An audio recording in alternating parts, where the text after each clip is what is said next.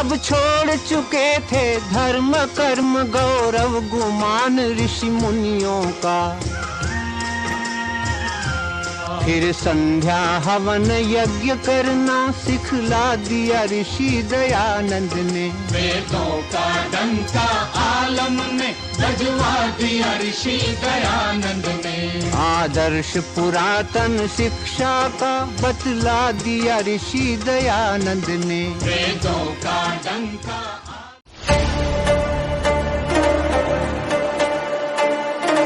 बच्चे ने हमसे पूछा मनुस्मृति कक्षा में कि भैया ये क्या है, क्या ये वैदिक है?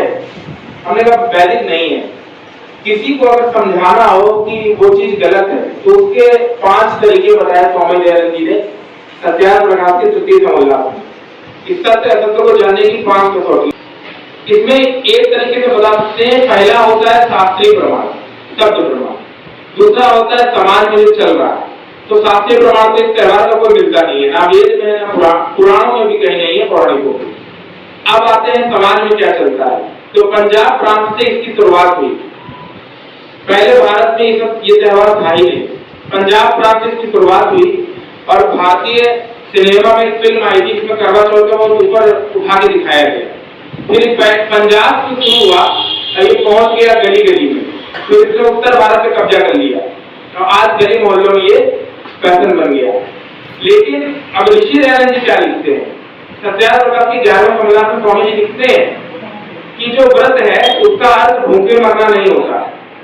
आप लोग खुद सोच के देखिए, एक स्त्री को, माताओं बहनों को पूरे दिन बिना जल के रखते निर्जला, बिना जल के, वैसे तो आजकल कोई रहता नहीं है बिना जल के, कुछ ना कुछ दे देते हैं, लेकिन फिर भी पहले महिलाएं जो थी तो बहुत ज्यादा मतलब कट्टर थी उन चीजों में, तो वो पूरा निर्जला रहती थी। और कोई निर्जला रहे, पूरे दिन पानी ना पिए, और अंत में रात में जब व्रत खोले तो ज्यादातर महिलाएं चाय पीती हैं, आप लोग जानते होंगे। अब आप सोच के देखिएगा, पूरे दिन आपने जल नहीं पिया और रात में चाय पिया, कितना एक झटके में आपके शरीर को नुकसान हो गया। और ये तो जहर हो गया एक तरीके का, क्योंकि चाय को अच्छा नहीं बताया है। और आपने दिन भर आप भूखे जाते रहे और चाय पी, कितना स्वास्थ्य को हानि हुई। दूसरा, किसी के भूखे रहने से किसी की आयु तो बढ़ेगी नहीं। ये तो वैसी बात है कि इंग्लिश का पेपर है और अब हिंदी का जाके लिखा है, तो वही बात है, कुछ होना है नहीं। और आयुर्वेद में कुछ जगह बताई है उपवास करने की, पर इसका कोई आध्यात्मिक कारण नहीं है, शारीरिक कारण है। तो अगर व्रत ही करना है तो वेदों में व्रतम करके कई मंत्र आते हैं, सूक्त आते हैं, जहाँ बोला है कि अवगुणों को दूर करिए, व्रत करिए।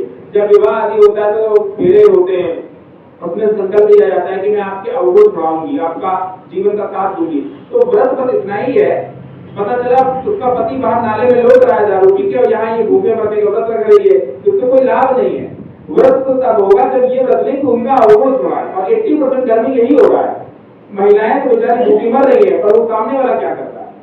तो इस व्रत से कोई लाभ नहीं है। फिर भी अगर नहीं छूट रहा है तो रखिए, कोई हमें कोई आपत्ति नहीं है, या वैदिक कोई आपत्ति नहीं है, लेकिन जो ऋषियों की परंपरा है वही श्रेष्ठ है।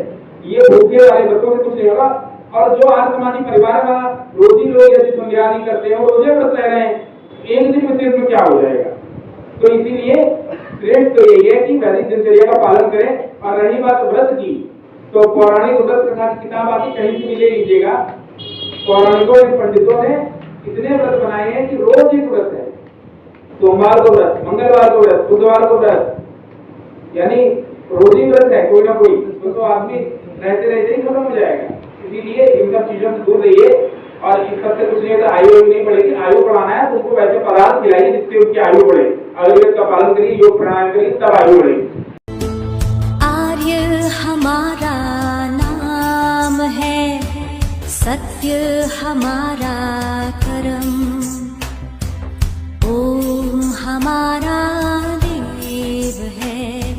करते थे हमेशा चीख चीख तौहीन जो पावन वेदों की। सिर उनका वेदों के आगे झुकवा दिया ऋषि दयानंद ने। वेदों का डंका आलम